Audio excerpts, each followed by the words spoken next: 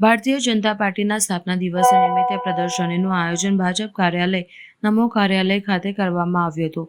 વિશ્વની સૌથી મોટી પાર્ટી ભારતીય જનતા પાર્ટીના સ્થાપના દિનના અનુસંધાનમાં પાર્ટીના ભવ્ય વારસાને ઉજાગર કરી દેવદુર્લભ કાર્યકર્તાઓને પ્રેરક બળ આપવા ભાજપા વડોદરા મહાનગરપાલિકાના અધ્યક્ષ ડોક્ટર જયપ્રકાશ સોનીજીના નેતૃત્વ હેઠળ એક માર્ગદર્શન હેઠળ એક પ્રદર્શનીનું આયોજન કરવામાં આવ્યું હતું।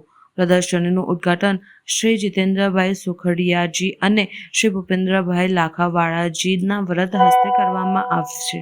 ભારતીય જનતા પાર્ટીના 46મા સ્થાપના દિન નિમિત્તે અનેકવિધ કાર્યક્રમોનું આયોજન વિચાર્યું હતું। એમાંથી 6 એપ્રિલે અમે સરઘસ શોભાયાત્રા રેલીના માધ્યમથી મંદિરોથી નીકળીને પોતાના ઘર સુધી પહોંચી ધ્વજનું અમારા ભારતીય જનતા પાર્ટીના ઝંડાનું રોપણ કર્યું। એમાં 4000થી વધુ ઘરે અમારા કાર્યકર્તાઓએ ઝંડાનું રોપણ કર્યું હતું।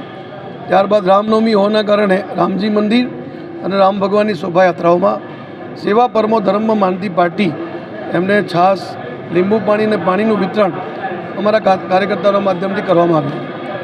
7, 8, 9 વિધાનસભાની અંદર સક્રિય સદસ્ય સંમેલનનું આયોજન થયું હતું। કાલે 5 વિધાનસભાઓનો કાર્યક્રમ સંપન્ન થયો। આજથી 3 દિવસ વસ્તી ચલો અભિયાન મહાનગરમાં રહેતી 314 વસ્તીઓ સુધી અમારા કાર્યકર્તાઓ પહોંચવાના છે। સફાઈ અભિયાનથી શરૂ કરી શાળા, આંગણવાડી, હોસ્પિટલ, વિશિષ્ટ મહાનુભાવ એમની મુલાકાતો લેવી અને અંતમાં બૂથ સમિતિઓની બેઠક કરવી, આ પ્રકારનું આયોજન છે। આ જ ઉપક્રમમાં આજે પ્રદર્શનીનું પણ આયોજન વડોદરા મહાનગર કાર્યાલય નમો કમલમ કાર્યાલય પર કરવામાં આવ્યું છે। ભારતીય જનતા પાર્ટી કાર્યકર્તાઓની પાર્ટી છે। ખૂબ સંઘર્ષો પછી આ પાર્ટી આજે એક મુકામ પર પહોંચી છે। 1980માં જ્યારે સ્થાપના થઈ અને 84માં જ્યારે લોકસભા ઇલેક્શન થયું, માત્ર 2 સીટની પાર્ટી આજે 303 સુધી પણ અમે પહોંચ્યા છીએ।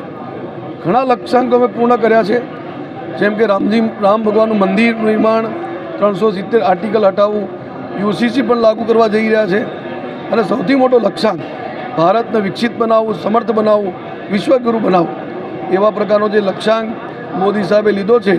આઝાદીના 100 વર્ષ પૂર્ણ થાય 2047 સુધી ભારત વિકસિત બને, એવડા મોટા લક્ષ્યાંકને પૂર્ણ કરવા માટે કાર્યકર્તાઓને પ્રેરણા મળે કે આ પાર્ટી કેવા સંઘર્ષો કરીને આગળ આવેલી છે।